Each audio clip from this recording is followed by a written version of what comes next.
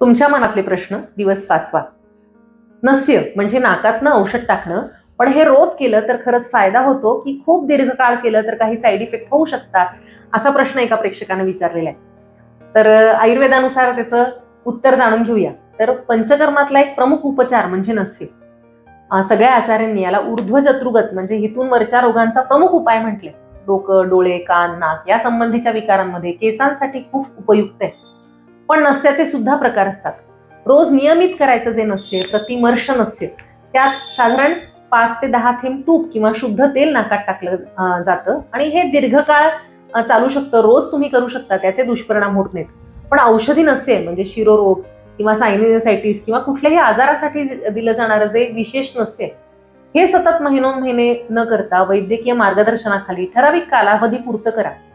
जास्त काळ सतत तुम्ही औषधी नस्य घेतलं, विशेषतः जर तीक्ष्ण उष्ण औषधं असतील, तर त्याचे साईड इफेक्ट होऊ शकतात.